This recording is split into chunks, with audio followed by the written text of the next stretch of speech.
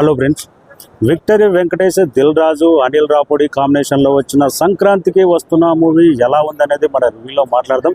నచ్చితే సబ్స్క్రైబ్ చేసి లైక్ చేసి సపోర్ట్ చేయండి. సంక్రాంతికి వస్తున్నాం, కరెక్ట్ ఫెస్టివల్కు అదే టైటిల్తో వచ్చింది. స్టోరీ పాయింట్ అంటే రొటీన్ స్టోరీ. ఇలాంటి ఇద్దరి మధ్యలో నలిగిపోయిన హస్బెండ్ ఎక్స్ గర్ల్ ఫ్రెండ్ వచ్చినప్పుడు ఇద్దరు లేడీస్ మధ్యలో నలిగిపోయే ఒక మొగాడి కథ ఎలా ఉంటుంది అనేది చాలా సినిమాలో చూసాం. స్టోరీ పాయింట్ మాత్రం రొటీన్ స్టోరీ. కానీ అనిల్ రాపూడి ఇప్పుడున్న జనరేషన్స్కు కొత్తగా చెప్పనీకి ట్రై చేశాడు. ఫస్ట్ హాఫ్లో మాత్రం బిగినింగ్లో సీఎం అంటే ఈ మధ్యకాలంలో నిజంగా సీఎంను ఒక జోకర్గా వాడుకుంటున్నారు అందరూ చాలా సినిమాల్లో.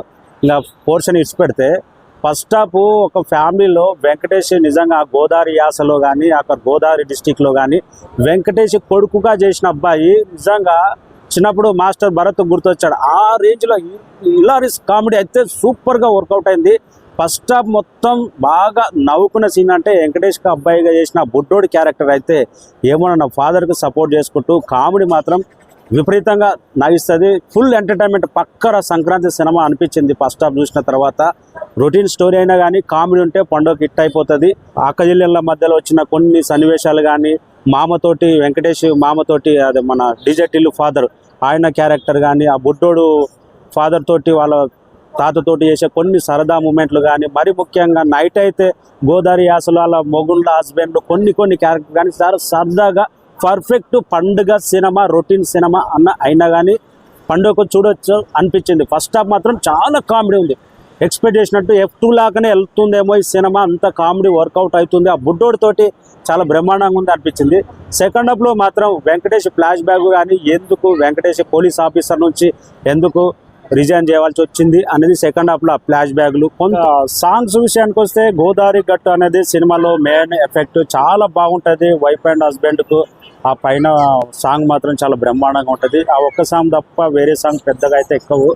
బ్యాక్గ్రౌండ్ స్కోర్ కూడా పెద్దగా ఏముండదు, రొటీన్గా ఉంటుంది బ్యాక్గ్రౌండ్ స్కోర్ కూడా. సాంగ్స్లో మాత్రం గోదావరి గట్టు సాంగ్ ఒకటే బెస్ట్ చెప్పొచ్చు. క్వాలిటీ పరంగా విజువల్ పరంగా అనిల్ రాపూడి ఎప్పుడు బెస్ట్ ఇస్తాడు. ఇంతవరకు అయితే సెకండ్ హాఫ్ ఫస్ట్ హాఫ్తో పోలిస్తే కామెడీ మాత్రం ఫస్ట్ హాఫ్లో ఉన్నంత సెకండ్ హాఫ్లో లేదు. సాయి కుమార్ క్యారెక్టర్ కానీ కొద్దిగా ఇంకా పోలీస్ క్యారెక్టర్లు కానీ సెకండ్ హాఫ్లో ఎందుకు బిగినింగ్లో కిడ్నాప్ అనేది ఆ డ్రామా మొత్తం సెకండ్ హాఫ్లో ఫన్గా రానికే ట్రై చేసినా కానీ అంత ఫన్ వర్కౌట్ కాలేదేమో అనిపించింది. ఇంకా సెకండ్ హాఫ్లో మెయిన్ ముఖ్యంగా చెప్పుకోవాల్సిందంటే రొటీన్ ఎందుకంటున్నానంటే ఇద్దరు లేడీస్ మధ్యలో ఒక మగవాడు నలిగిపోతే ఎలా ఉంటుందో మనం పాత సినిమాల్లో చాలా వరకు చూసాం.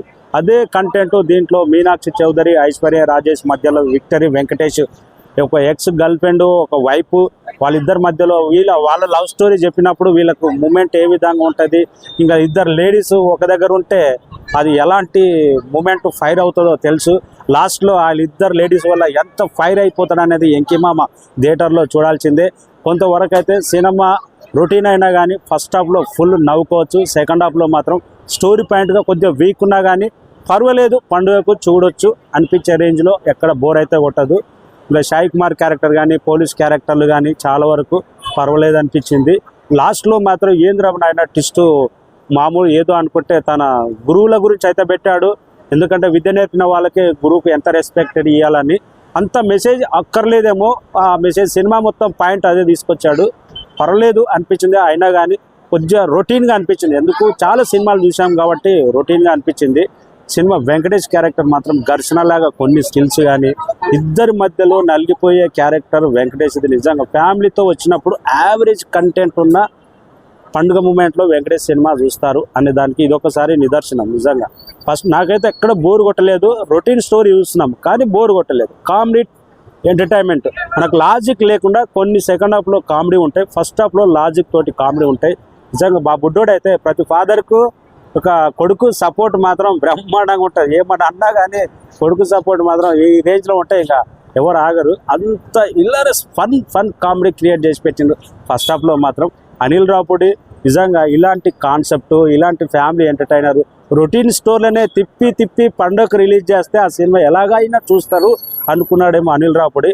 అందుకే వేరే టైంలో రిలీజ్ చేస్తే ఇంత అప్లాజ్ ఇంత ఐ మూమెంట్లో రాదేమో. కరెక్ట్ పొంగల్ టైంలో టైటిల్ కూడా అదే పెట్టి రిలీజ్ చేశాడు. దిల్ రాజు కూడా మంచి ప్లాన్ చేశాడు. అక్కడక్కడ బోర్ కొట్టినా కానీ సినిమా ఫైనల్గా రొటీన్ స్టోరీ అయినా కానీ మిమ్మల్ని డిసప్పాయింట్ చేయదు. Routine story full comedy entertainment, పండుగకు చూడదగ్గ సినిమా. కొన్ని గోదావరిలో ఉన్నాయి, కొన్ని కితకితలు, ఆ కితకితలు వర్కౌట్ అవుతాయి. Thank you so much. Victory వెంకటేష్కు బ్లాక్ బస్టర్ కాకపోయినా కానీ average movie, above average movie.